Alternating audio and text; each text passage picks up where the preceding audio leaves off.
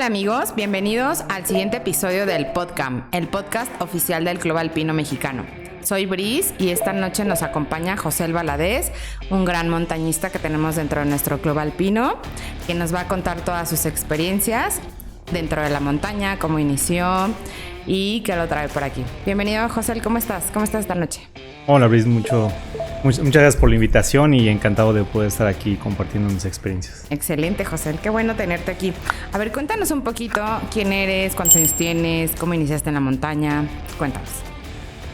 Bueno, soy José Valadez, tengo 38 años, realmente empecé la montaña desde muy chico, pero yo soy una persona godín, ¿no? Común y corriente, ¿no? Soy ingeniero en sistemas computacionales, tengo una maestría en administración y la montaña siempre ha estado presente de alguna forma. Yo creo que más que la montaña es el contacto con la naturaleza. Empecé desde muy chiquito, tuve la fortuna de vivir fuera de la ciudad y dentro de donde vivía estaba pues realmente campo abierto, había un barranco, montañas y siempre de chiquito estuve metido en ese ambiente. Realmente no nací en la ciudad, por así decirlo. Y gracias a que tuve ese contacto desde los 5 años con la naturaleza, pues de pronto me perdía, ¿no? Mi mamá me decía, oye, me castigaba, me encerraba en la casa en lugar de estar me diciendo que no sé, que me suspendía los videojuegos o algo así. Era como, no sales a jugar, ¿no? Y a mí salía y pasaba horas en la parte de afuera, en la parte del campo. Y justamente conforme fui creciendo me llamó la atención las artes marciales. Y de ahí, bueno, si quieres ya después te platicaré a más detalle, pero ahí fue donde comencé a tener pues, esa parte como de conexión con la naturaleza y la disciplina con las artes marciales, y de ahí se desencadenó con la montaña.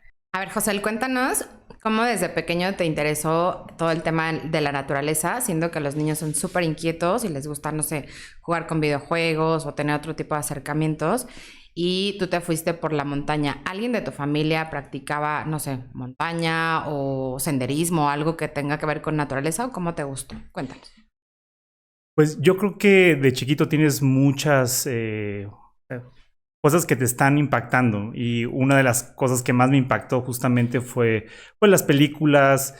Obviamente ves documentales, estás expuesto a muchas cosas de cosas de exploración. Bueno, al menos me tocó eso vivirlo desde muy chiquito. Y justamente una de las cosas que me gustaba es salir y vivir esa experiencia, conocer cosas que no sabía, recorrer, explorar. Y eso fue lo que más me llamó la atención dentro de esa parte de salir y estar conviviendo con la naturaleza. De mi familia, curiosamente, no hay nadie que haga montaña. O sea, si acaso tengo familia que hace deporte, pero lamentablemente no hay alguien que haya hecho montaña o senderismo. Yo creo que eso salió gracias a que tuve ese contacto desde muy chico con la naturaleza. Ok. Y hace rato nos contaste que también estuviste en artes marciales, ¿no? Desde muy chiquito. ¿Cómo fue esto? ¿Qué te llamó más la atención? No sé, el contacto con la naturaleza, artes marciales. ¿Cómo haces esta mezcla? A ver, cuéntanos un poco. De hecho, fue ahí un punto muy padre porque mi maestro de artes marciales, yo comencé a practicar artes marciales desde muy chico. Era, por decir, 14, 13 años. Y uno de las cosas que hacíamos que me encantaba era que a mi maestro le gustaba mucho ir a la montaña. Era un pequeño cerro que estaba cerca de su casa, pero desde ahí tenías la vista de la ciudad y tenías vista también hacia atrás de todas las montañas que estaban en la parte, digamos, como virgen, ¿no? De esta parte de la ciudad. Y ahí entrábamos, hacíamos una subida, ¿no? Fuerte, hacíamos combate en la cima y bajábamos después de un par de horas. Y justamente el hecho de que yo comencé con las artes marciales, porque siempre, de alguna forma, siempre me llamaron la atención. Y cuando comenzamos a ir a entrenar a esta montaña, pues justamente se unían esos dos mundos que me encantan, que es las artes marciales, ¿no? Entrenar, obviamente toda la filosofía japonesa, porque son artes marciales japonesas, y también el hecho de estar subiendo a la montaña, entrenar ahí, todo lo que tiene que hacer uno, y yo estaba chico, de pues tener que aguantar, subir, llegar a la cima, sentirte realizado que ya llegaste a la cima después de, no solamente era sin ningún peso, sino era llevar pues la armadura, el equipo y todo, llegar, hacer combate y bajar. Entonces, eso fue una mezcla bien padre y fue algo que me inspiró para, obviamente, el futuro de lo que actualmente estoy haciendo. Y eso es súper interesante porque aparte desde pequeño siento que fuiste como muy disciplinado, ¿no? O sea, una parte inquieta por el el querer tener el contacto en la naturaleza y estar afuera y todo, ¿no? Y la otra, pues justo toda la disciplina que te dan las artes marciales, ¿no? O sea, el practicar artes marciales te vuelves como una persona súper disciplinada, súper enfocada y como decías, desde pequeño pues cargabas no solo el equipo, ¿no? Y era vas, subes, practicas, regresas y carga todo y te gustaba, ¿no? O sea, eso es como muy interesante. Ahora, ¿a partir de qué edad entras a la montaña? O sea, ya como de lleno te nace como el gusanito de quiero hacer montaña.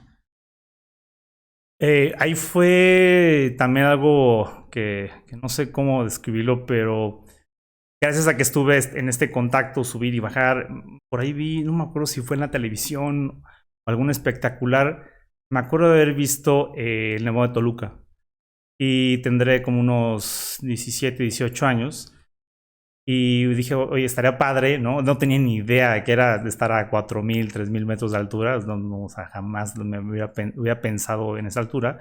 Pero algo me llamó la atención. Dije, ay, estaría padre entrenar a esa altura, ¿no? Fácil, ¿no? Así como obviamente no tenía ni siquiera idea. Y por ahí me uní a un grupo, ¿no? Que hacía, no montaña, pero hacía senderismo. Me fui al Nevado. Yo me acuerdo que llevaba parte del equipo de Kendo y llegamos a las lagunas y me sentí fatal, ¿no? Entonces, pues realmente yo llegué con el equipo, según yo, para entrenar y apenas podía dar unos pasos, ¿no? Me acuerdo que me sentía mal.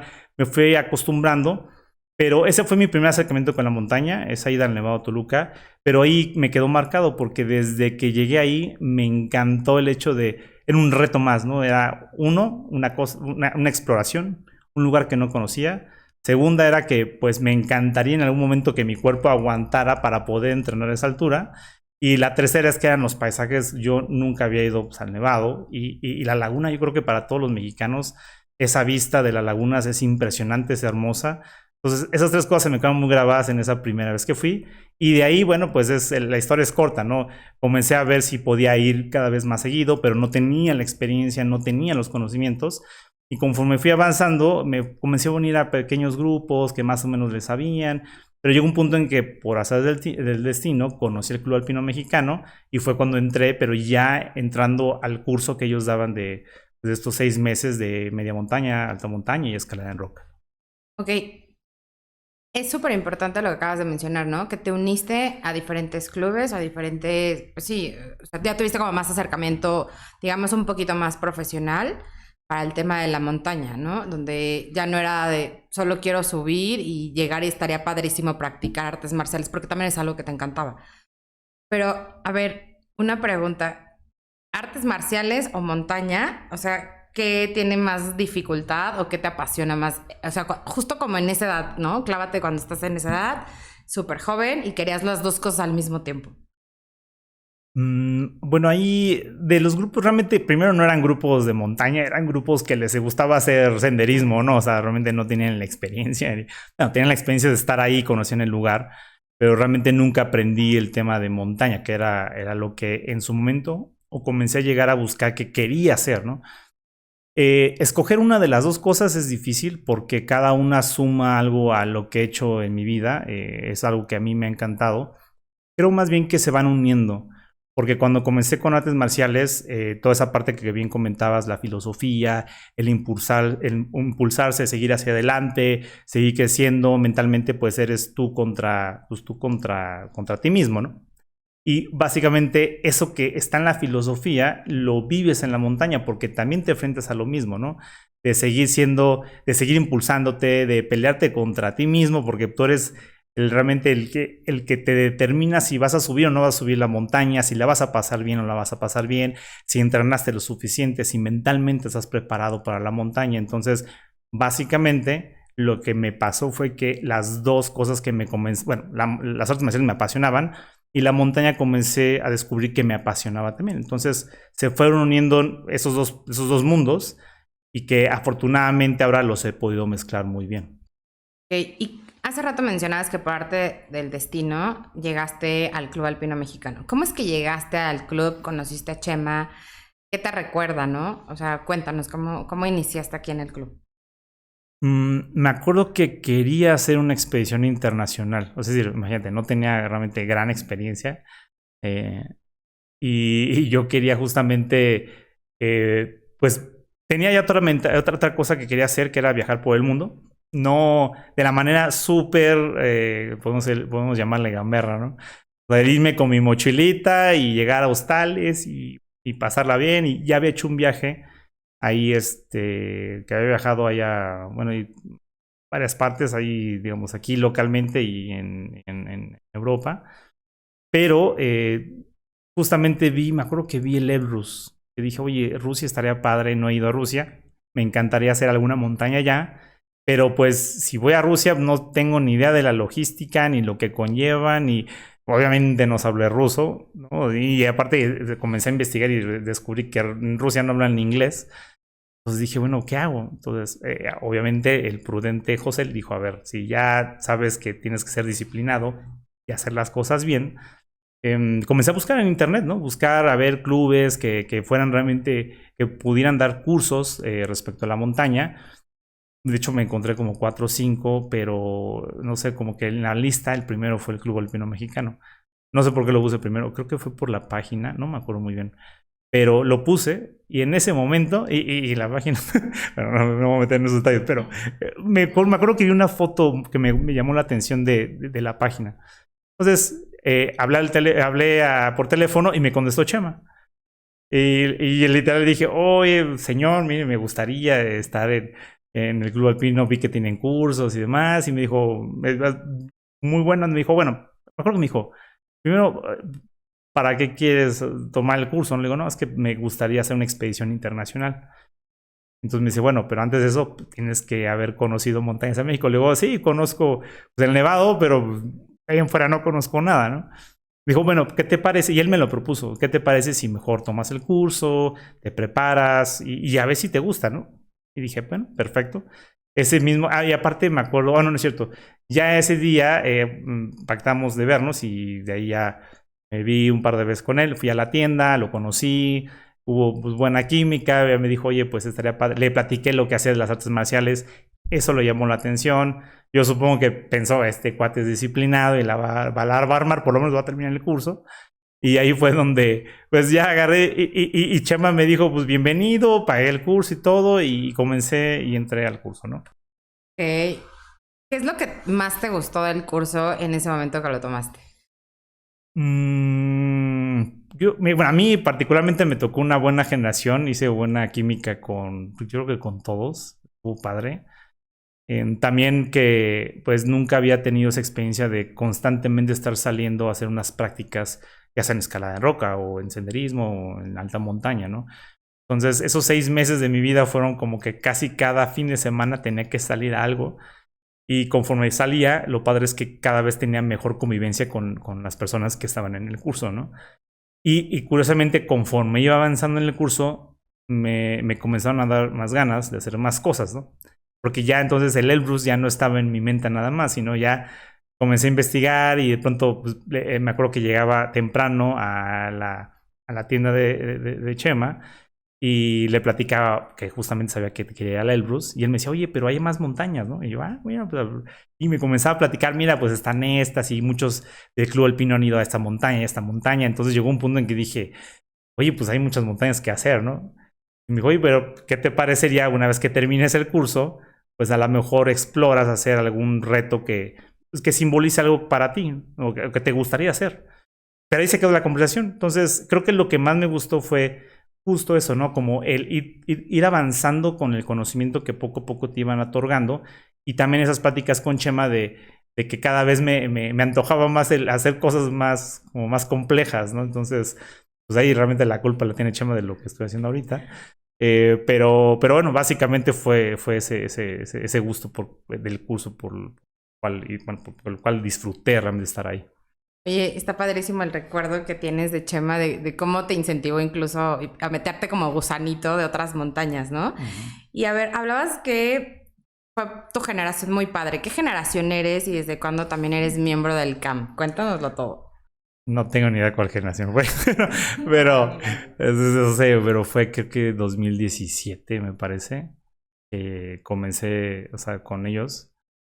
Eh, pero sí, la verdad, esa es una buena pregunta. Le voy a preguntar a Jorge.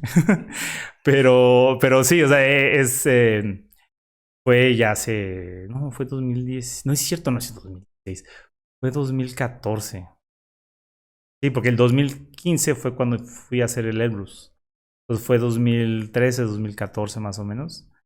Y fue cuando un año después fui a Rusia a hacer la montaña que desde hace ya tiempo quería hacer, ¿no? O sea, 2014 haces tu curso y al año siguiente te vas a Rusia.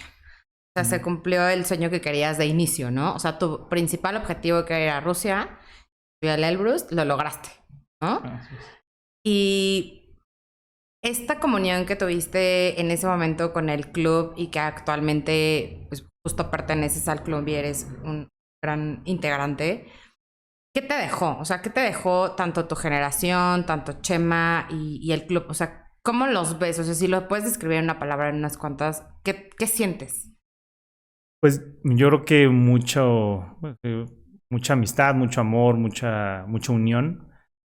Algo que platicaba un poquito antes de tener la conversación con Jorge es que hay algo muy padre del club, que creo que, y lo he platicado con otras personas que comienzan a conocer del medio, ¿no? De otros cursos, de otros clubes. Y creo yo, de momento, lo que me ha dado a conocer todo lo que he platicado es que el club tiene algo muy bueno, que es esa comunión que logra hacer. Me imagino, y yo creo que son las personas que se quedan, ¿no? Que finalmente son los que permiten dar ese mensaje. Yo creo que lo más valioso es eso, que el club te permite tener esa comunión, esa unión con las personas. Son excelentes alpinistas, excelentes personas, son muy amables, muy atentos, ¿no? Hacen todo esto le decía a Jorge, ¿no? Por amor al arte. Y eso permite que te contagie y entonces, por ejemplo, y creo que fue 2013, no 2014, y desde ahí pues ya no solté el club. O sea, ya a partir del 2014 yo ya estaba pues tratando de ver cómo le ayudaba a Chema, ¿no? Tenía más tiempo, obviamente estaba más joven. Y obviamente la expedición de la montaña, pues cada vez que me decían, oye, da una conferencia de, oye, pues cómo te fue, y yo encantado de hacerlo. Entonces, creo que es eso, o sea, el club deja mucho esa unión, ese amor, esa amistad y ese amor por la montaña que todos tenemos en común y todos queremos aportar algo de alguna u otra forma. Totalmente cierto lo que acabas de decir. Yo creo que el club hace que todos seamos familia, ¿no? Porque vas al club y te encuentras con personas de otras generaciones y la comunión que haces o el clic que haces es como impresionante y te reciben siempre con los brazos abiertos, ¿no? Que es como lo padre que tiene el club. Ahora, dentro de esta experiencia que tienes en el club y todas estas amistades, ¿actualmente sales con alguien? ¿Tienes una acordada en específico con alguien del club o cómo es esta relación? Ahorita, bueno, antes sí. Antes ya éramos súper, súper chicles, ¿no? O sea, y salíamos y nos hablamos, oye, vamos a ir. Y aparte, me acuerdo que el grupo era bien distinto, ¿no? Había un arqueólogo, que no me acuerdo ya de su nombre, ya tiene ya tiempo, pero nos contaba cada historia. Y luego había otra persona, Cintia, que fue una muy buena amiga en su momento. Ella, me acuerdo que corría triatones. O sea, era un equipo bien entrenado. O sea, no eran como que, ay, pues aquí estamos, ¿no? Porque me acuerdo que el arqueólogo también se metía a cada expedición bien padre. Y bueno, había de todo, ¿no? Pero también había una francesa que hacía también montaña y ya había tenido experiencia ahí en los Pirineos. Entonces, fue una acordada bonita, pero así como pasa todo en la vida, te vas alejando de las personas por X o Y razón. Y bueno, finalmente en su momento fue muy padre. Ahorita realmente ya no tengo una acordada. Ahorita es más ir en solo, o sea, voy, entreno solo, subo, bajo y me regreso, ¿no?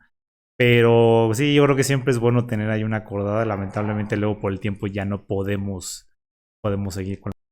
Sí, totalmente. O sea, yo creo que son etapas también, ¿no? Cada quien va agarrando su camino y sobre todo cuando empiezas muy joven, vas creciendo y empiezan a cambiar un poco prioridades, familia, que hijos y así. Oye, hace rato nos contaste de tu expedición en Elbrus. Esta fue tu primera expedición.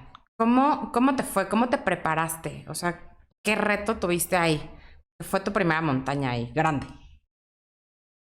Sí, bueno, afortunadamente ya tenía esta cadencia, ¿no? De entrenar, o sea, ya tenía todo bueno, antes de hacer el Elbrus, por las artes marciales ya había torneos nacionales, estaba metido en el Comité Olímpico, el Kendo no es olímpico, pero es un deporte demostrativo del Comité Olímpico, ¿no? Entonces sí hacíamos torneos, había todo un proceso ya un poco más profesional.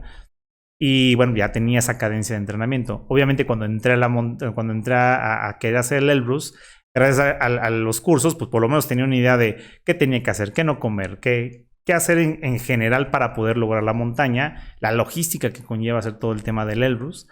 Y fue así, o sea, me comencé a preparar, no tanto físico, sino simplemente cambié un poco mi entrenamiento. Visité más la montaña, obviamente, y la logística y todo eso sí lo tuve que aprender con gente del club que también ya había ido al Elbrus, ¿no? Me acuerdo que ahí un par de personas me ayudaron a saber un poco más de cómo tenía que escalar el Elbrus, y eso me ayudó mucho a solventar el reto de la montaña, y fue padrísimo. El ir al Elbrus, te digo, lamentablemente no hablan inglés, es un relajo entender. Me tuve que más o menos aprender el abecedario para por lo menos leer, que no es tan complejo, pero como ya en ese tiempo ya podía hablar un par de idiomas más, entonces como que no fue tan complejo. Pero bueno, fue toda una experiencia. Me acuerdo que llegando al Airbus, llegando al aeropuerto, chocó no choqué, me chocaron. Llegó la camioneta, le estamparon de un lado y pues, imagínate, llegando a Rusia y ya tenía ahí un accidente automovilístico en una vía de Rusia horrible y en ruso y todo el mundo diciéndome de cosas y yo vengo de pasajero, ¿no? Pues esa fue mi bienvenida a Rusia. Pero bueno, de ahí en fuera todo fue muy, muy padre y la gente bien linda y bien amable. ¿Qué fue? Bueno, ¿cuál fue el reto más grande que enfrentaste en Rusia aparte de esta primera bienvenida que tuviste? Bueno, es que era la primera vez que hace una expedición y además, pues no es lo mismo, pues no conocía absolutamente nada de esa montaña. Y yo creo que conforme vas haciendo montañas que no conoces, te vas acostumbrado a lo desconocido de alguna forma. Pero en este caso era algo que, pues era mi primera vez saliendo a un país tan lejos, ¿no? De casa. Segundo, pues el bloqueo del idioma, de la cultura. Y tercero, ver una montaña que totalmente no conocía y que dependía totalmente del guía que me estaba guiando porque, pues sí, medio estudié me acuerdo que compré ahí un librito, lo bajé de internet, medio estudié la ruta, pero bueno, era la primera vez, yo pues sí estaba nervioso y entre que sí y entre que no, y de pronto me acuerdo que subí y había un equipo completo que había bajado congelado. Y yo dije, pues, sí, no, o sea, sí es complicada, pero no tan complicada, ¿no? Pero afortunadamente todo salió bien en la montaña, ya me entrené muy bien, no tuve ningún percance, de hecho lo disfruté muchísimo. Y yo creo que el mayor reto fue eso, es la parte mental, ¿no? De ir a lo desconocido, totalmente desconocido. No es lo mismo que aquí estés en México y estés en lo desconocido, sino que allá pues realmente, aunque te pasara algo, ni podías comunicarte. Entonces yo creo que más que físicamente fue el tema mental. Fue el tema mental y justo lo superaste como bastante bien, ¿no? Hay muchas personas que la incertidumbre y lo desconocido pues, te paniquea y hace que te congeles, ¿no? O sea, justo estos chavos a lo mejor, no sé si era su primera expedición, ¿no? Pero bueno, ellos se congelaron. Para ti no fue lo difícil el subir la montaña porque ibas muy bien preparado físicamente y yo creo que también mentalmente y como lo querías hacer desde hace mucho tiempo, fue muy fácil y lo disfrutaste, ¿no? Ahora, bajas de Elbrus, regresas a México. ¿Y qué más sigue? O sea, ¿qué pasó ahí, no? Porque has subido muchísimas montañas, pero ¿cómo iniciaste? O sea, bajaste y dijiste, ya lo logré y... Bueno, bien, desde antes de que me fuera al Elbrus, ya había planeado los Seven Summits, la primera lista. Y eso fue también por culpa de Chema, porque justamente cuando ya estaba planeando todo lo de Rusia, ahí se le ocurrió a Chema decirme, oye, pero fíjate que el Elbrus pertenece a la lista de los Seven Summits, ¿no? Y le dije, pues, cuéntame más, ¿no? Entonces ella me dijo, mira, pues justamente son las 7 montañas que están alrededor del mundo, son las más altas de cada continente, que bueno, hay tema de la ONU que probablemente, o sea, de cada continente, aquí estamos hablando de no habitable incluso, ¿no? Que es la Antártica. Pero desde ahí ya tenía la idea, ¿no? Ya dije, ok, voy a hacer el Airbus, pero ya sabía qué más seguía. De hecho, al mes siguiente me fui al Kilimanjaro. sea, no me esperé ni... No, creo que llegué, pedí otra vez vacaciones al trabajo y me fui al Kilimanjaro, pero así, ¿no? Y después en enero me fui a Concagua. O sea, fue una tras otra, porque desde antes, meses antes, ya había platicado con Chema, ya me había dicho las listas, ya había platicado con gente que había hecho por lo menos esas 3 montañas que primero hice. Entonces fue como dije, no, pues sí lo voy a hacer, ¿no? Tengo la juventud, las ganas y la inco, pues, y me encanta, pues vamos a hacerlo. Y aparte mataba 3 pájaros de un tiro. Era pues esta parte filosófica y la parte de las artes marciales. Segunda era explorar lo desconocido que sí me había gustado de chiquito. Y la tercera, justo esas ganas de explorar el mundo, ¿no? O sea, ir a países, visitar, ver la cultura, vivir la experiencia de estar en otro país y aprender de ello. Justo como lo mencionas, tuviste como todo el push y aparte Chema detrás de ti metiéndote gusanito, ¿no? De, a ver, mira, fíjate que hay más cosas, ¿no? No solo es Rusia, hay muchas más montañas. Pero para que tú llegaras justo a esa parte de bajas de Rusia, ¿no? La primera expedición y después Kilimanjaro y después las siguientes, o sea, necesitas una muy buena logística. O sea, ¿cómo te organizaste en esos momentos? Porque a lo mejor 1 mes, 2 meses de diferencia, pero es organizarte, ver vuelos, es incluso tu alimentación, seguirte preparando. O sea, ¿cómo le hiciste? Cuéntanos. Bueno, algo que me ayudó mucho fue la disciplina que ya traía desde chico. Creo que eso sí fue así crucial, porque creo que si no lo hubiera tenido, igual me lo hubiera aventado, pero no lo hubiera disfrutado tanto, hubiera pasado por más cosas de que de por sí me pasaron, pero ya fue por temas pues de la vida.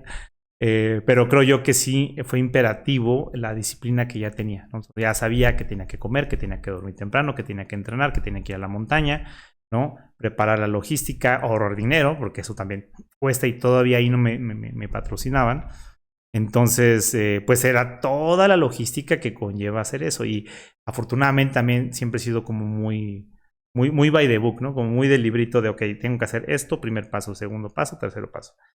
Y eso también me ayudó mucho.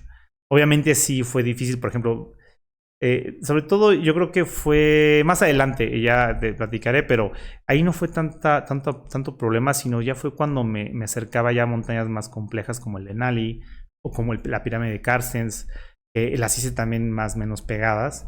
Y sí, o sea, bajar tuve muy mala experiencia la primera vez que subí el Denali porque me quedé atrapado a menos 60 grados. 7 días, entonces pues bajé así hecho un palito, ¿no? Y súper todo golpeado por la vida, ¿no? Y de ahí me tenía que ir a los meses a la pirámide de Carstens. Entonces sí, ahí sí para que fue complejo, pero las primeras realmente fue un poquito más de orden y más disciplina. Oye, cuéntanos, ¿cómo te preparas tanto mentalmente, justo los días antes, la alimentación antes, durante y después? Y bueno, físicamente me queda claro que haces montañas, subes, bajas y haces ejercicio, ¿no? ¿Y cómo es tu mochila? O sea, ¿qué llevas también?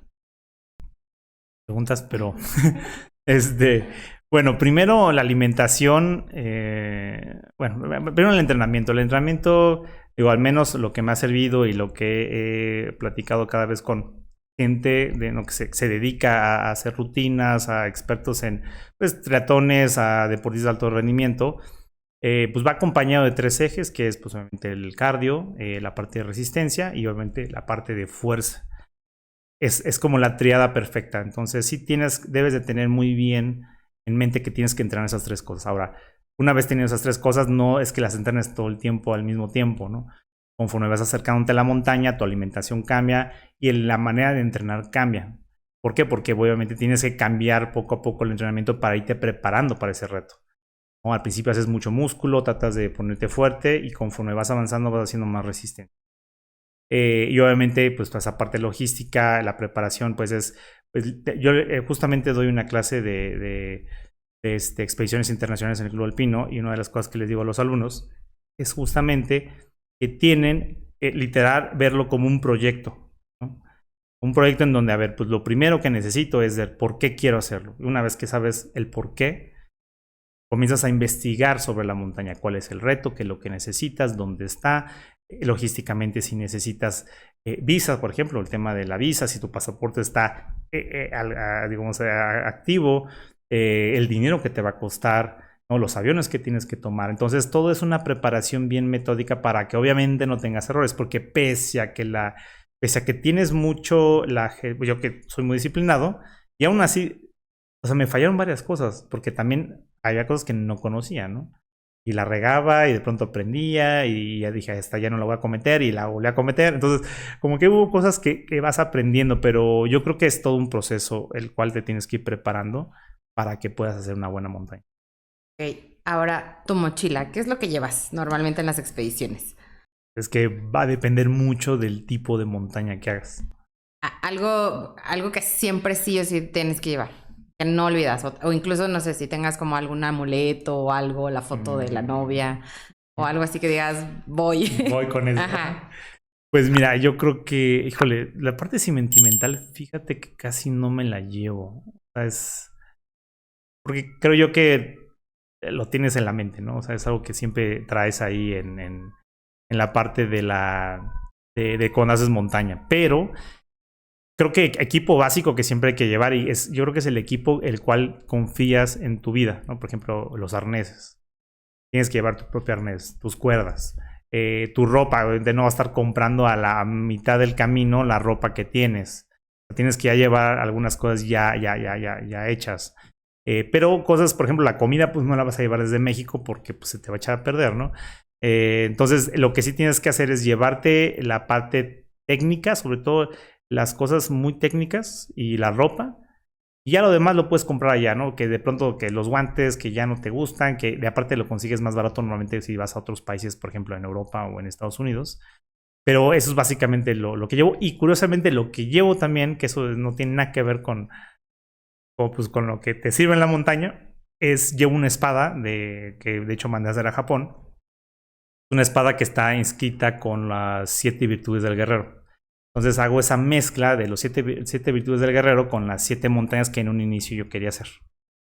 Y esa espada, tuve muchos problemas para llevarla, porque en países, o sea, pues en Estados Unidos no había tanta bronca, pero cuando fui a Indonesia o cuando fui a Australia, me pararon. O sea, lo bueno es que la espada la pedí que le hicieran sin filo, con el propósito de llevármela. Pero aún así, obviamente, pues te detectan ahí en la aduana y digo, canijo, lleva una espada, ¿no? Y pues, ¿qué va a hacer? Y eso es lo que yo llevaba. Al principio las primeras 5 montañas las llevé y después definitivamente ya no me llevé. Solamente me llevé la vaina, que es la que cubre la espada, y esa está liviana y esa ya no me paraba, ¿no? Pero curiosamente llevaba en un inicio las primeras 5 o 6 montañas, pues la espada. Oye, cuéntanos, está padrísima esta experiencia. Y sobre todo que, sabes que te arriesgabas porque, bueno, no tenía filo, pero era una espada y no todo el mundo sabía esto, ¿no? Pero, ¿qué significaba estas 7 virtudes del guerrero? O sea, ¿qué significa para ti y cuáles son? Pues mira, aquí lo bonito de llevar algo, le decías que es un amuleto, para mí era un amuleto. Y era una espada real, o sea, estaba hecha con un artesano japonés y hay todo un proceso para hacer esa espada. Y es muy bonita, tiene ahí unos acabados padres y todo. Pero ahí el tema es que cuando yo comencé a practicar artes marciales, me gustó mucho la filosofía, me fui metiendo cada vez más, me gusta mucho el budismo, el japonés, y justamente cuando comencé a indagar más sobre ello, encontré un libro que comentaba sobre las 7 virtudes del guerrero. Y curiosamente son 8, no son 7, pero hay una octava que es como el universo y eres tú mismo, ¿no? Pero lo padre de esas virtudes es que te hace ver lo que realmente te hace falta, lo tienes. Y eso lo vives en la montaña, ¿no? Por ejemplo, la parte de la justicia, ¿no? La justicia, pero contigo mismo, qué es lo que debe ser correcto ante contigo mismo y ante la sociedad, ¿no? El coraje, la benevolencia, el honor, la lealtad, o sea, son virtudes que obviamente cada uno de nosotros tiene en mayor o menor medida, ¿no? Pero al final son virtudes que todos tenemos. ¿Y qué tanto queremos desarrollarlas? Bueno, ahí depende de cada uno. Lo que sí me ayudaba a la montaña es que esas virtudes, cada vez que yo escalaba una montaña, me hacía ver que necesitaba mejorar una u otra virtud. Y por eso se llama, o sea, el hecho es que si tienes tú las 7 virtudes hechas, pues eres un guerrero de luz, ¿no? O un guerrero pues, hecho y derecho. Que es la parte romántica del samurái, ¿no? Realmente existe otras cosas más a fondo, ¿no? Pero digamos que es como lo oriental pasado a lo occidental para que la gente le llamara la atención la cultura japonesa, sobre todo este tema de los samuráis, ¿no? Pero me encantó esa forma de pensar y creo que lo llevo muy bien estudiado, digamos, con toda esta experiencia.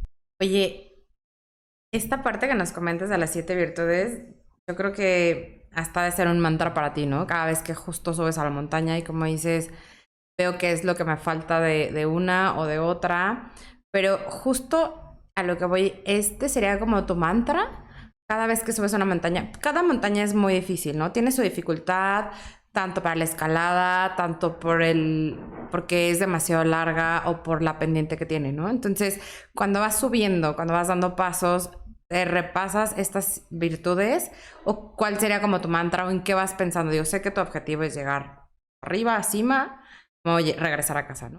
Cuéntanos. Creo que más como mantra, bueno, creo que todos tenemos un mantra, ¿no? Eso es un hecho. Porque de alguna forma tienes que estarte sujetando a tus creencias, tus principios, el por qué estás haciendo eso. Yo creo que si no lo tienes porque definitivamente no deberías estar en la montaña, porque la probabilidad de que te pase algo es muy alta, ¿no?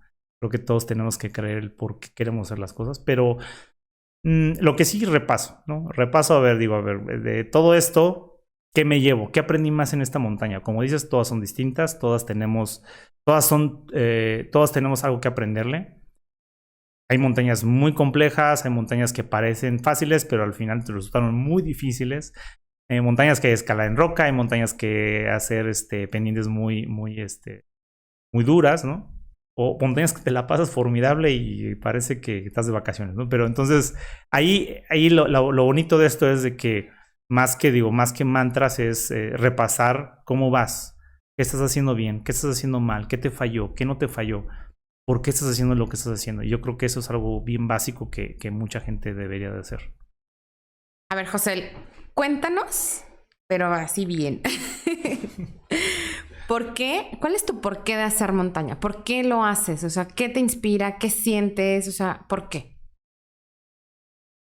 Pues creo que ha sido un deseo desde chiquito. Mira, creo que vuelvo a repetir, vuelvo a pensar.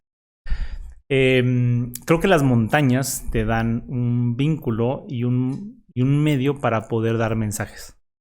Eso lo he visto. He visto gente que ha hecho montañas, ¿no? Te inspira, gente que la admiras de cierta forma, porque el hecho de hacer una montaña es difícil. Es mucho tema de preparación, temas mental, y lo que pasas ahí es algo, te puede ir muy bien o te puede ir muy mal, ¿no? Pero algo a mí que me llama y que vi que para mí la montaña es un medio para poder brindar un mensaje. Justamente ese mensaje, desde que comencé a practicar artes marciales, comencé a tener más experiencia, me volví maestro. Algo que me encantaba era justamente poder pasar esa batuta o poder dar ese mensaje que a mí me encantaba de pues que la gente siguiera creciendo, ¿no? Que siguiera encontrándose a sí mismo, que les ayudara para poder solventar cualquier adversidad dentro de su vida. Entonces yo me veo como un mentor. Y cada vez que llegaban alumnos o llegaba gente nueva, ya más grande, me gustaba el hecho de poder darles ese conocimiento mío, de poder ser esa persona, esa figura de inspiración para ellos. Y cuando comencé a hacer montaña, al principio lo hacía porque era para mí mismo, ¿no? Me encantaba explorar y todo lo que ya te he contado de que me fascina y que me motiva. Pero de pronto vi que un medio para poder inspirar a las personas, para poder aportar o sentir que estoy aportando algo, al menos a la gente que me rodea o a la sociedad, justamente eran las montañas. Entonces llegó un punto en donde dije, es que es aquí. O sea, justamente lo que estaba buscando ya desde los 20 años quizá, de poder aportar algo, de sentir que estoy haciendo algo útil para lo que la gente que me rodea y algo que me hace sentir bien. La montaña justamente fue un gran medio para poder realizarlo. Entonces ahí fue donde esa conexión de querer seguir afrontando ese reto, de poder querer vivir esa experiencia, porque cuando bajaba era literal, lo compartía. Y el compartirlo era como bien padre y bien reconfortante porque la gente lo veía a su propia manera de escalar una montaña, ¿no? Que cada persona tiene una montaña que escalar en su vida, pero pues literal yo estaba escalando esas montañas, ¿no? Entonces, y también me ayudó a mí mismo para poder solventar los retos que yo tengo en mi vida, pero justo es eso, lo hago porque me gusta y me encanta y me fascina compartir la vivencia que tengo y poder brindar algo a alguien que sé que le va a servir para que esa persona siga adelante. Ok, es súper interesante lo que acabas de decir. Primero, brindar un mensaje, ¿no? La otra parte, ser un mentor para alguien. O sea, te gusta dejar huella en la gente, ¿no? ¿Quién dejó huella en ti? ¿Quién fue tu mentor? Que por eso dijiste, también voy, ¿no? Porque siempre tenemos una persona que nos inspira y queremos llegar a ser como, no similar, a lo mejor mejor, o diferente, pero pues tú me entiendes. Mentor, finalmente. Híjole, pues digo, ha habido varios, ¿no? O sea, gente que conozco y gente que ya sabes que admiras a una persona simplemente porque la ves en la tele o... Pero digo, ha sido varios, ¿no? Han sido algunos, quizá algunos deportistas, pues gente que de pronto la ves en la tele y ves que te encanta cómo da su mensaje, ¿no? Estos gurús, hay alguien que se llama Simon Sinek, que me encanta cómo da los mensajes, tiene este círculo dorado y es una persona que tiene unos mensajes bien fuertes. Me gusta, de hecho, me encantaría en un momento ser alguien así, ¿no? Que tuviera esas formas de decir las cosas tan fáciles, que son tan obvias, pero que al momento de pensarlas son muy complejas. Y cercano, obviamente, pues fue mi padre. Mi padre siempre fue una persona que luchó por las cosas que él quería, que nos ayudó a seguir adelante. Y pues siempre estuvo ahí en el proyecto, ¿no? También pues, Chema es una persona que pues, me contaba sus historias de todo lo que le pasó, ¿no? De cómo levantó el club, de que pues, tuvo gente que le apoyó mucho y gente que tuvo muchos roces con él, ¿no? Pero pues él siguió tuvo un sueño, una convicción y ahí lo llevó hasta llevar su cometido, ¿no? Que ahorita, gracias a eso, pues seguimos teniendo ese club. Entonces creo que han sido como varias personas que han ido a lo largo de mi vida, que me han impactado de alguna forma y que me han ayudado a seguir adelante, ¿no? Y que desafortunadamente, pues algunas de esas personas ya no están con nosotros, pero pues me queda ese legado y me queda la forma de pensar de cada uno de ellos. Totalmente. Ahora, con esto que acabas de decir, ¿cuál sería el legado que tú le dejarías como a las siguientes generaciones de alpinistas? Con toda esta experiencia que traes y conocimiento, ¿qué les dejarías? Híjole, pues yo creo que yo me gustaría dejarle varias cosas, ¿no? Pero yo creo que uno de los puntos que pasa mucho con estos mensajes es que justamente la oportunidad de poder compartir lo que uno vive día a día, creo que ese es el primer punto, ¿no? Pero creo que el mensaje más fuerte es un tema de determinación.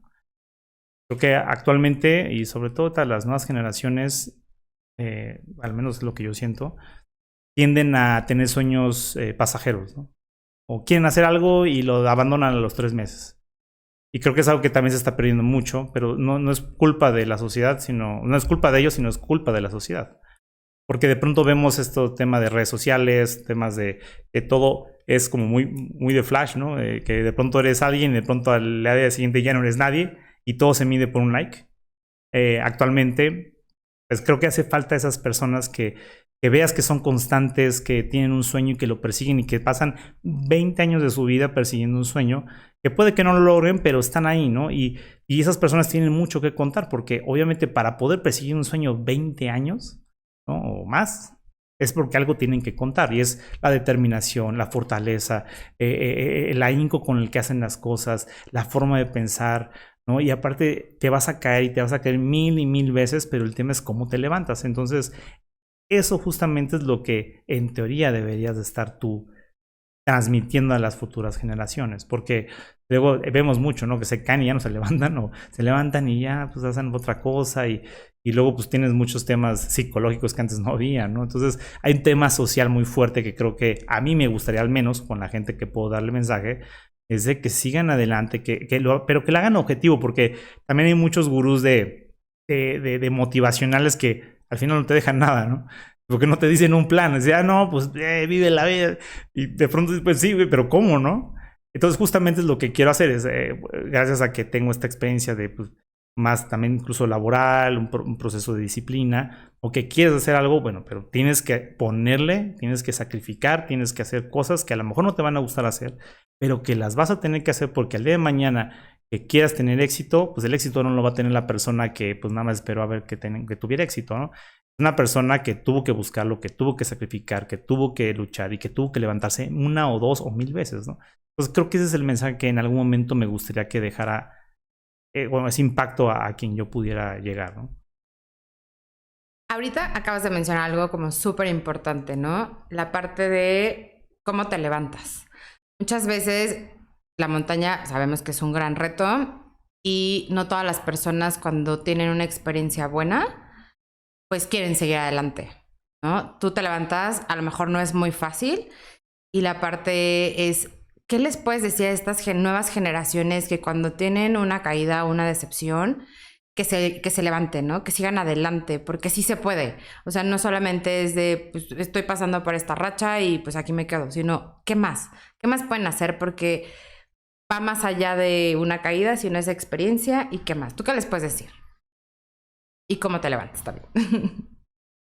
Creo yo que híjole, las caídas, para mí, todas son iguales en el contexto de que hay un proceso para levantarte. Digo, partamos de ahí. Pero creo yo que ahorita y no tanto la generación, ¿no? Porque actualmente por todos los medios que existen, por las redes sociales, por todo lo que está alrededor de nosotros, que la información llega mucho más rápido, obviamente tendemos a tener más ataques o más visualización de lo que pensamos, de lo que creemos y también de tener críticas a cada uno de nosotros. Entonces es más rápido, antes no existía eso y ahora sí existe. Entonces, obviamente para una persona, yo me acuerdo que de chico, ¿no? O sea, tampoco soy tan viejo, pero digamos, yo tenía 5, no sé, 6 años y pues todavía no existía internet, apenas estaba ahí como sus primeros temas, pero no existía la forma de comunicarte tan directo con las personas. Y creo yo que ahorita por eso es que es más difícil también levantarse. Porque antes era, pues tenías 2, 3 golpes, ¿no? Y ahora te caes, pero ya te tacharon, ya te taguearon, o sea, y eso, híjole, te altera muchísimo porque son 3 o 4 o 5 golpes de una y te caes y es difícil levantarte de cada uno de ellos cuando no eran tan complicado antes. Pero al final, como te decía, la caída es la misma y todos tocamos fondo y todos caemos al mismo suelo. El tema es exactamente cómo te levantas. Y cómo te levantas, el tema es que también cada vez perdemos más el hilo de las cosas, no sabemos el proceso de levantarse. Y creo que ahí puedo tocar más un tema psicológico, ¿no? O sea, creo que todos tenemos que ir con un psicólogo, porque es algo que yo he ido con alguien, porque pues por la pérdida de mi papá, por ejemplo, que me pegó mucho, y al final es algo que tú tienes que seguir tratando mentalmente, que la montaña también te ayuda mucho en eso. Pero el proceso de levantarse es tan básico y tan complejo al mismo tiempo porque pues, es un proyecto. Levantarte es un proyecto. ¿Qué tienes que hacer? Reconocer lo que te está pasando. Una vez que reconoces lo que te está pasando, entonces tienes que abrazar el dolor, tienes que abrazar la montaña literal, te caes, fallas, no llegas a la cima, pues ya te caíste. Entonces, ¿qué pasa? Pues tienes que volver a pensar otra vez, a ver, ok, sí, ¿por qué no llegué a la montaña? Pues porque no me entrené bien, porque la montaña no me dejó, porque pues hubo mal clima, no me preparé, mentalmente estaba muy deprimido, ¿no? Vine cuando sabía que no tenía que venir. Entonces llega a la segunda etapa, ¿no? Reconocer el por qué no fui, el por qué no estuve ahí, por qué no hice lo que tenía que haber hecho cuando lo sabía. Y después de eso, entonces, te digo, ese abrazar y identificar que, ok, ya acepté que no lo hice bien, entonces tengo que volver a hacer las cosas, pero mejor, porque ya tuve un aprendizaje. El problema yo creo que aquí es que como a veces queremos levantarnos tan rápido, porque la vida así no nos está dictando, olvidamos esos pasos. Más, no digo, no quiero tornar esto tan filosófico, pero el tema es ese que tienes que seguir ciertos pasos y tienes que tomar tu tiempo para poder levantarte. Y eso te lo enseña la montaña, te lo enseñan las artes marciales y te lo enseña la vida, ¿no? Y eso es algo que tiene uno que aprender invariablemente qué edad tengas y cuál generación seas. Pero obviamente hay que tomar el tiempo para poder hacerlo. Estoy totalmente de acuerdo con lo que acabas de comentar. El levantarte justo es, yo creo que un proyecto y yo creo que ese es, para mí lo veo como una segunda parte, ¿no? Es darte la oportunidad de intentarlo nuevamente, ¿no? ¿Por qué? Porque justo te caes y dices, no, ya hasta aquí llegué y no es para mí. Pero a lo mejor es por el miedo, ¿no? Por el miedo de volverte a caer y volver a sentir eso que sentiste en ese momento, ¿no? Y a lo mejor es porque no traes, como bien dices, un proyecto, ¿no? Si tú traes un proyecto en mente, si tú traes un objetivo, te caes, lo reconoces, lo abrazas y dices, otra vez, ¿no? Y es padrísimo que nos compartes esta parte del proyecto de cómo te caíste, bueno, en diferentes ocasiones en montaña, no caída física, sino mentalmente, ¿no? Pero cuéntanos tu proyecto inalcanzable. ¿Qué es? ¿De qué trata? Cuéntanos todo. Justamente, digo, el nombre después se me ocurrió, ¿no? Porque justo tiene que ver con lo que estoy haciendo. Pero retomando lo de las caídas, digo, después de haberme caído tanto en cosas, digo, en la vida personal, en la vida laboral, en la montaña, incluso hasta amorosa, ¿no? Que nos ha tocado, pues digo, el reconocer y el aceptar y el pedir ayuda, que también es importante, que luego no queremos pedir ayuda, hace que cuando nos levantemos querramos hacer cosas mejores, queramos hacer cosas distintas, queramos hacer cosas que nos reten a seguir adelante. Y curiosamente, cuando comencé con el proyecto de las Seven Summits, de las 7 montañas más altas alrededor del mundo, pues ya, digamos, estaba llegando como a, pues ya casi al terminar el reto. Y dijo, oye, pero es que una vez que saqué el reto, pues yo sigo siendo montañista, me encanta hacer montaña, pues no lo quiero dejar. Y justamente, pues ahí otra vez Chema me dijo, oye, pues hay otras listas, ¿no? Entonces digo, a ver, pues cuéntame, ¿no? Pues ahí está. Pues mira que pues esas mismas Seven, digo, están los 14,800, pues dije, es muchísimo dinero. Quizá no lo puedo hacer, ¿no? Luego está otro, oye, mira, hay otras 7 montañas, pero son las segundas más altas. Y curiosamente son más difíciles que las primeras. Y luego están los volcanes, que también es pasearte por el mundo, ir a lugares que no tienes ni idea, ni cómo hablan, ni nada, y ya te contaré cosas que viví. Pero aquí lo curioso es que conforme iba platicando con él, me decía, pues, me dijo varios retos, ¿no? Y ya yo en casa comencé a investigar y vi que, pues sí, coincidía que podía seguir paseando por el mundo, seguir teniendo esa experiencia, ese reto. Y había 3 listas que sí están, ¿no? Mapeadas dentro del alpinismo profesional, que eran estas 7 más altas, las segundas más altas y los 7 volcanes más altos alrededor del mundo.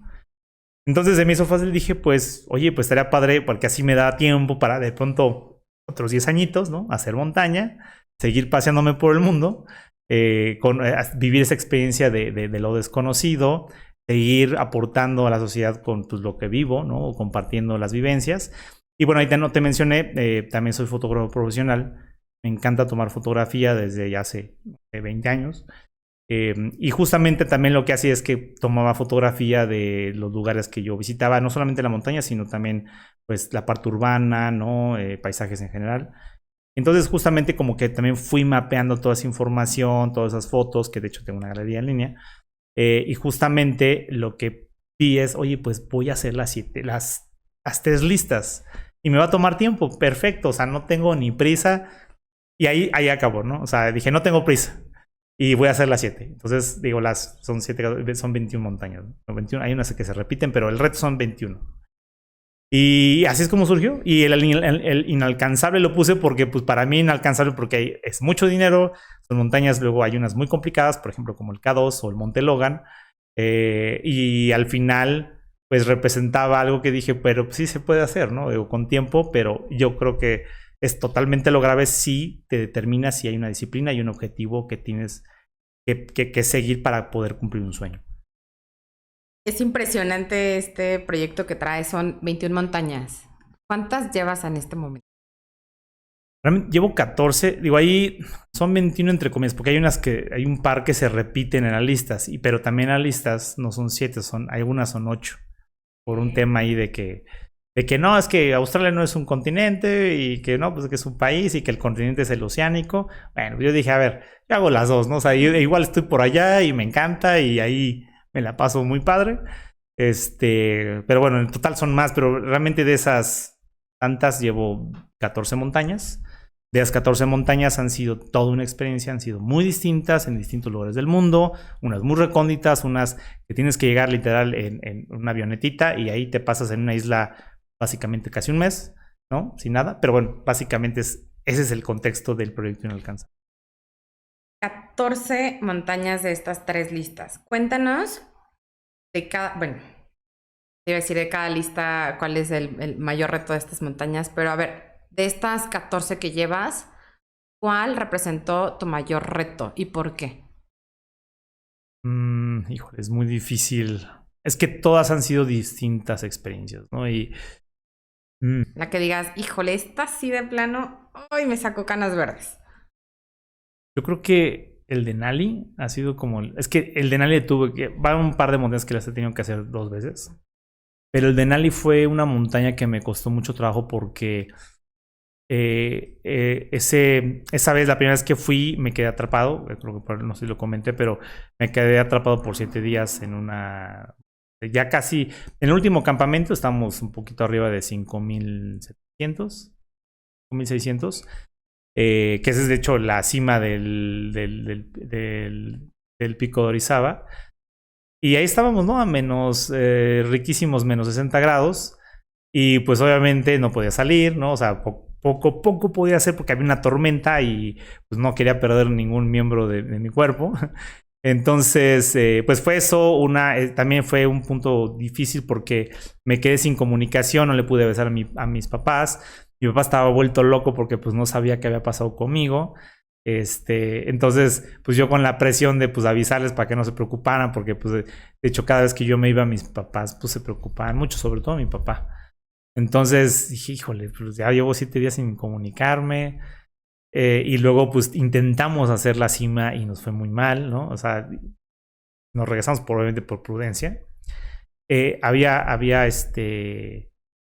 Había fallecido unas personas ahí que de hecho me tocó ver como literal cómo se cayeron. Entonces, había muchas cosas que estaban en mi contra. O sea, mentalmente estaba bien destrozado, ¿no? Y luego quédate atrapado 7 días. Y luego no le avisabas a tus papás. Yo preocupaba más por mi papá porque pues sabía que se ponía mal. Pues todo se mezcló y pues no pude hacer montaña, ¿no? No pude hacer cima. Y más que derrotado me fui como con sentimientos encontrados porque había muchas cosas que me habían pasado y ni siquiera, o sea, yo los estaba midiendo. O sea, no fue por falta de experiencia, sino porque me tocó, ¿no? Y ahí fue un tema difícil que superar, sobre todo bajando en la montaña, pero yo creo que fue de los más difíciles, porque se mezclaron muchas cosas. ¿Qué sentiste? O sea, ibas con todo, sin embargo, algo te dijo que no. Y no es hoy, ¿no? O sea, no es este momento, no es en esta expedición. ¿Qué sentiste? Fíjate que ya aprendí a decir no. O sea, ya me había tocado en el pasado. Y creo que algo importante de que seguramente ahí el auditorio nos estará escuchando. O sea, pues somos bien tercos, ¿no? Y como mexicanos más tercos todavía. Entonces el decir no es bien difícil y quieres seguir y oye, aparte, ya me costó lana, ya estoy perdiendo mi tiempo, ya pedí vacaciones. Pero el problema es que cuando comienzas a pensar así, te va peor. O sea, es más fácil y es lo que afortunadamente aprendí cuando ya había pasado lo del Denali. Es mejor decir no. Como ahí platicamos un poco, ¿no? La montaña pues no se va a ir, ahí va a estar. Ok, te gastaste tu lana. Vaya, esperemos, todos queremos vivir mucho, ¿no? Pero esperemos, o sea, que tenemos el tiempo para poder ahorrar dinero, para poder seguir ahí, para poder seguir haciendo montaña. Y llega un punto en que dices, bueno, no. Y te sientes bien con esa decisión, pero toma mucho aprendizaje el reconocer cuando es no, es no.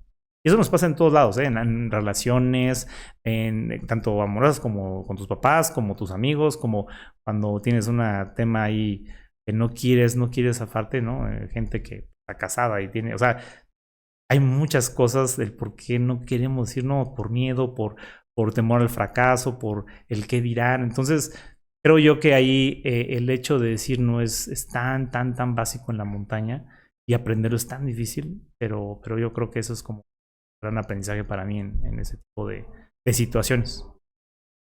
Algo súper clave lo que acabas de decir, ¿no? Aprender a decir no. Cuesta muchísimo trabajo, yo creo que al ser humano en general. Y probablemente es porque digo que no, ¿qué va a pasar? Fuera de cómo te vean los demás, ¿tú cómo te vas a sentir cuando dijiste pues ya no? Pero es una decisión muy prudente y sobre todo en la montaña, ¿no? ¿Y a qué voy? Porque viene una pregunta fuerte, agárrate. En la montaña te encuentras con un clima súper extremo. Estás a 5,000, 6,000 metros, dependiendo las montañas, 8,000. Y sabes que implica que puedes perder algo, ¿no? Puedes perder tu vida en un caso muy extremo o puedes llegar a perder una extremidad, como lo más sencillo. Diga, sencillo entre comillas porque no es tu vida, vaya. Pero, por ejemplo, tú que sabes que te puedes enfrentar a este tipo de retos, ¿no? No va a pasar, pero en algún caso extremo, ¿qué extremidad dirías? Bueno, pues ya perdería esta. Caso extremo, o sea, no va a pasar, o toca madera. Pues mira, yo creo que... bueno, obviamente los dedos. O sea, es como que, bueno, pues ya ahí tengo 5, pues que me queden de los como los perritos. Sí, y yo creo que, híjole, hay decisiones muy difíciles que tomar en la montaña, eso sí, todo el mundo lo sabe. Quien haya hecho montaña en cualquier nivel sabe muy bien lo que se enfrenta. Y tomar una decisión de vida o muerte, obviamente, eso es algo que tú vas aprendiendo con el tiempo. Me ha tocado gente que ha tomado decisiones tan erróneas y he visto que literal baja el cuerpo. Y tú sabes muy bien que no debió haber subido, ¿no? Y al menos incluso se pudo haber esperado 2 días y ya, o sea, en una de las montañas dice cima, ¿no? Se hubiera esperado 2 días y hubiera subido, ¿no? Pero llega un punto en que somos tercos. Y eso es lo fácil, ¿no? Tomar una decisión de decir no cuando sabes que es no. Pero si tienes que escoger, pues, ¿qué tienes que perder? Pues yo creo que lo que más tengas, ¿no? Pues dedos, yo creo que es lo más obvio, ¿no? Pero vaya, es una decisión muy difícil. Espero nunca tener que tomarla. Pero creo que me queda claro qué voy a hacer. Cubrir tus dedos. No, es que justo son decisiones que uno tiene que tomar en un momento extremo, ¿no? Y aparte, el momento extremo te lleva porque fuiste terco, ¿no? No supiste detenerte a tiempo y como bien lo mencionaste, si uno se espera a lo mejor un día, 2 días o quizá 3, digo, sabemos que va a costar, ¿no? Te va a costar dinero, estar ahí, esfuerzo, pero no tu vida, ¿no? O no una extremidad. En un caso extremo, pues la... Ahora, te faltan otras 7 montañitas, más o menos. ¿Cuál es la siguiente? O sea, ¿cuál es la que ya tienes como súper mapeada que dices, voy por esta? ¿Cuál es? ¿Y por qué? Bueno, sabemos que el tema de la pandemia pues, ya nos pegó a todos, ¿no? No quiero ser repetitivo con ese tema, pero justo cuando pasó la pandemia iba a ser el Everest, que era el final de las 7 Summits. Lamentablemente, pues, de hecho busqué la manera de irme, ¿eh? Ahí es donde dije, a veces hay que saber decir no y saber cuándo realmente ser un terco. Porque hay veces que mentalmente te ponen muchas barreras. Pero justamente en la pandemia, cuando sucedió, yo quería salir del país. O sea, yo quería ver cómo le hacía para poder salir y llegar. Y de hecho cambié 2, 3 veces la ruta. Pagué más dinero por cambiar la ruta porque ya por Medio Oriente no podía entrar. O por Europa. Y la cambié por Medio Oriente. Al final sí me iba a ir. Y ya cuando ya casi ya tenía todo preparado y obviamente patrocinadores y todo, pues ahí es donde cierran el país, ¿no? Y digo, oh, ya me quedé sin viaje, ¿no? Y quítate todo, quítate patrocinios, quítate todo lo que tenías porque ya no puedes viajar. Y aparte te da coraje porque sabes que muchos alpinistas, no, o sea, muchos en general de la situación por la que están viviendo, pues sí pudieron hacer el Everest y creo que ha sido la mejor temporada del mundo porque no había casi gente, le hicieron padrísima y yo pude haber estado ahí, me había preparado tanto, había entrenado tanto, me ha costado tanto trabajo poder estar ahí o querer estar ahí que no se logró. Entonces, regresando a tu pregunta, sigo persiguiendo hacer el Everest. Lamentablemente ahorita, pues antes lo tenía muy bien, ahora ya no, ¿no? O sea, hay que juntar mucho dinero, ahí la llevo, pero pues el foco es hacer el Everest el siguiente año. Así terminaría la primera lista. Y en diciembre está el plan de hacer la montaña que está en Papúa Nueva Guinea, es Monte Gilwe. Y justo es una montaña que sí, monetariamente la puedo hacer, no me toma tanto tiempo, va a ser un viaje increíble porque es en Papúa Nueva Guinea. Te digo que muchos seguro no saben ni dónde está. Y el objetivo es llegar ahí, el reto es llegar ahí, porque la montaña realmente no es un grado tan complejo, pero llegar ahí, encontrar la logística para llegar es complejo, ¿no? Entonces, ese es el plan, o sea, hacer en diciembre el Gilwe y luego hacer el Everest. Y ya de ahí me encantaría hacer en diciembre el monte Sidley, que está en la Antártica. Ya había ido a la Antártica por el monte Vinson, pero me gustaría ver si es posible hacer el monte Sidley, y con eso completaría la primera lista y la primera lista de los más altos y los volcanes más altos. Y de hecho hay un reto, o sea, al momento sería el primer mexicano que lo podría lograr. Y eso pues también me ayudaría mucho a buscar patrocinios para seguir con las otras listas. Oye, con estas 3 listas, buscarías un récord Guinness, ¿no? Serías como el primero en cumplirlo y vas. Sí, bueno, ahí realmente salió por curiosidad de andar ahí investigando las cosas, ¿no? O sea, estaba yo investigando justamente, no sé, alguien me dijo que eso posiblemente sea un récord Guinness. Dije, o sea, realmente yo no lo estaba ni persiguiendo. Dije, yo estoy haciendo mis cosas, me gusta. Obviamente hay que saber vender, siempre hay que ser buen vendedor de uno mismo. Pero pues me puse a investigar ahí en la página del Guinness Record. Y justamente sí venían las listas, pero curiosamente no venía alguien que ha hecho las 3 listas. Había alguien que había hecho las 2 listas, alguien que había hecho, ya sabes, ¿no? Primera mujer, primer hombre, primera persona más joven, etcétera, etcétera, ¿no? Pero nunca encontré la de las 3 listas. Pero sí venía mapeado, digamos, los que ya habían hecho las 2 primeras.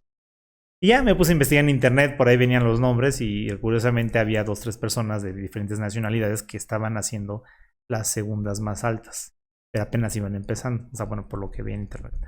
Y el récord Guinness todavía no está, lo chequeé hace como un par de meses y todavía no hay nadie que lo haya logrado. Entonces, bueno, salió, dije, oye, estaría padrísimo, sigo haciendo mi plan, lo que me enamore y lo que quiero. Y si rompo un récord Guinness, pues estaría muy padre, pero realmente no es que lo esté persiguiendo, simplemente es porque, pues si sale por algo que yo amo hacer, pues bienvenido. Y si no, no pasa nada. Qué padrísimo que vas a juntar estas 3 listas. Yo creo que serías de las pocas personas y admirables en todo el mundo, y obviamente, y más en el ambiente de la montaña. Pero a ver, defíneme José en 3 palabras. ¿Quién es? 3. Soy una persona muy soñadora, persona muy determinante y a veces terca. Yo creo que son las 3 cosas que siempre están en mi mente. He aprendido a tener que dejar de ser muy terco. O sea, si yo era el que decía, no, ¿cómo no? ¿No? Quieres ver que sí, ¿no? O sea, meter mi cerveza, ¿no? Entonces, la realidad es que ha sido difícil, pero he aprendido mucho. Y creo que esas 3 cosas me identifican bien. Vamos a pensar que soy un soñador porque pues, estoy haciendo porque salió literal de un sueño. Una persona determinante porque pues, por todo lo que estoy haciendo, por lo que estoy pasando. Digo, desafortunadamente pues perdí a gente en pandemia, a mi papá, ¿no? Chema falleció en esa época. Pues también ahorita mi mamá pasó por un proceso de depresión y ahorita pues justamente tiene cáncer. Entonces, todo se me ha mezclado y aquí es donde digo, pues es bueno ser terco y no, porque terco dije, no, ni más, o sea, pues ya pasó esto, entonces pues tengo que seguir adelante y tengo que luchar por las cosas que quiero y ahorita pues mi mamá pues, literal es mi montaña, ¿no? O sea, tengo que ver cómo le hago para ayudarla a que salga adelante, para realmente pues que no se sienta sola, ¿no? Al final, y sé que ella está teniendo su propia batalla, es muy inspiracional lo que está haciendo. Y al final, pues yo soy terco con decir, no, pues de mi mamá no me la van a quitar, ¿no? Digo, si me la quita la vida es porque pues hicimos todo lo necesario para que no la perdiera. Pero pues también si la vida dice es momento, pues también hay que saber decir, pues. Bueno, pero básicamente creo que eso me define. Wow. Eres todo un guerrero finalmente. No, sería otra palabra de las que te describiría. Y bueno, a ver, Ya para ir como cerrando este podcast, ¿qué mensaje le puedes dar a los montañistas, no? Digo, sé que hace rato fue como algunas generaciones o personas nuevas, pero en general, ¿qué les dices a los montañistas con experiencia, sin experiencia en general? O personas que ven la montaña y a lo mejor también sueñan en algún día, pero no lo hacen. Yo creo que, híjole, un par de consejos. Es difícil empezar un sueño, eso obviamente todo el mundo lo debe tener claro. Pero yo creo que cualquier cosa que quiera hacer, empezar una montaña, empezar un proyecto, empezar una nueva vida laboral, empezar una nueva relación, ¿no? Casarse, tener un hijo, o sea, todo eso conlleva demasiada responsabilidad, demasiados sacrificios. Y aquí lo que realmente le puedo decir a una persona que quiere no solamente montar, pero yo creo que ese consejo va para todo, ¿no? Pero enfocémonos en la montaña. Si una persona sueña con hacer un Elbrus, ¿no? A mí lo que a mí me sirvió mucho y que gracias a que llegué al Club Alpino Mexicano fue que pues, lo hice de una manera correcta, fue justamente planéalo. O sea, planea lo que tienes que hacer. No nada más es ir y a ver qué pasa, ¿no? O sea, si tienes un sueño y hay un objetivo, tienes que hacerlo por orden. Entonces, no se vale que quieras hacer algo que sabes que consiste en hacer y tomar riesgos y no estás preparado. ¿Por qué? Porque la posibilidad de que te pase es bien alta. O sea, te puedes morir y eso es la montaña, ¿no? Quieres tener un hijo y no sabes ni qué es tener un hijo, pues imagínate todo el reto que conlleva, ¿no? Gastos y estos están bien caros, ¿no? Híjole, todo, o sea, todo se puede mezclar en la vida, ¿no? Empezar un nuevo trabajo, ¿no? Cuando no tienes experiencia, a ver por qué lo agarraste si no tienes experiencia, ¿no?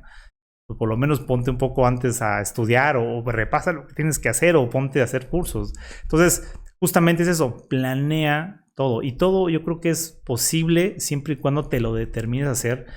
La edad, yo creo que sí hay un límite de edad, pero digo, me refiero a un límite de 90, 80 años, ¿no? O sea, y aún así, ¿no? Porque hay un récord Guinness de la persona más vieja en escala del Everest, es un japonés, no sé si lo haya roto alguien más, tiene 84 años o algo así, ¿no? Pero bueno, ahí yo he visto gente que hace montaña a los 70 años y bien, ¿no? O sea, yo creo que más bien es si te lo propones hacer, hazlo en orden, hazlo planeado y que seas consciente de lo que vas a enfrentar en ese reto. Y otra cosa que también es muy cierta es, te van a criticar un montón. Un montón. O sea, cualquier cosa que hagas siempre va a haber alguien que te va a criticar, siempre vas a encontrar haters. Y por ahí me acuerdo que hasta un par de influencers que ahí por ahí sigo, que están muy chistosos, ellos dicen, o sea, la neta es que pues te van a decir mil cosas, ¿no? Que te valga un cacahuate, o sea, siempre va a existir esas personas. A mí me han criticado por, es que ya estás viejo para empezar, viejo, ¿no? Empecé a los 19, 20 años, ¿no? O sea, más o menos. Y ahorita, pues sí, o sea, me he tomado tiempo, llevo 10 años intentando hacer este proyecto. Y por ahí te dicen de cosas y gente más o menos reconocida. No, pero pues es que eso no es alpinismo. Pues realmente aquí yo que les digo, que te valga un cacahuate, ¿no? Si tienes un sueño, hazlo. O sea, si eres un montañista que tiene 40 años, pues sí, planéalo, pero hazlo. Y que te valga que te digan. Al final, tú haces montaña, es lo que tú amas hacer y lo que vas a hacer y quieres hacerlo por algún tema en específico, un sueño, hazlo. No pasa nada. Que te critiquen. Al final, el que se va a llevar la experiencia, la vida y las ganas de hacer las cosas vas a ser tú, no esa persona, ¿no? Entonces eso también es fuerte, pero es bueno decírselos porque al final luego nos agachamos mucho por el qué dirán o lo que te dicen. Sí, estoy totalmente de acuerdo contigo, José. Y qué gran orgullo tenerte aquí. Y sobre todo, yo creo que el orgullo de tus papás de haber creado una persona con valores, una persona súper enfocada, determinada, que va por todo, ¿no? O sea, tus sueños son inalcanzables y está padrísimo que los estés cumpliendo y que no te detenga nada. O sea, que dices, si la vida me dice hasta aquí, pues hasta aquí, ¿no? Pero es la vida, no tú. Y eso es como un súper orgullo de tenerte. Y pues muchísimas gracias por esta entrevista. Estuvo padrísimo compartir el tiempo contigo y por todo lo que nos has brindado, la experiencia, pues los comentarios, la inspiración que eres ya realmente, ¿no? Creo que era parte de tus sueños y lo estás logrando. Eres un gran mentor y gracias por tenerte ahorita. Ay, muchas gracias por la invitación y yo encantado de seguir compartiendo mis experiencias. Muchas gracias. No, al contrario, gracias a ti. Y bueno, amigos, gracias por escuchar este episodio más del podcast, el podcast oficial del Club Alpino Mexicano. Nos pueden seguir en redes sociales, acuérdense de darle like, pónganle a la campanita, síganos en todas nuestras redes, estamos en Instagram, en Facebook, en Twitter, en YouTube. Denos like. Gracias.